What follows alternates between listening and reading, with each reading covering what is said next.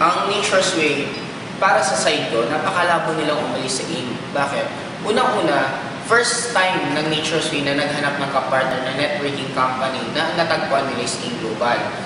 Una, ang Nature's Way, halos hindi sila nakikinig before sa presidente, sa mga may-ari ng AIM Global kasi nga, mas mataas ang tingin nila sa sarili nila.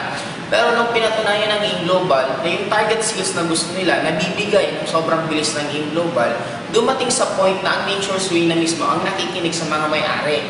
Just imagine this, paano aalis ang Nature's Way sa AIM Global kung ang C24 mismo ginawa ng Nature's Way ng Nature's Way exclusively lang para lang sa AIM Global. Ibig sabihin, ganun kalaki ang tingin sa atin, ganun tayo kalakas sa Nature's Way na kaya natin mag-demand mismo sa kanila. Just imagine, there are billion-dollar companies, big time sila sa United States, tayo nasa Philippines, nagsisimula pa lang tayo sa networking company, pero bakit sila sumusunod sa atin?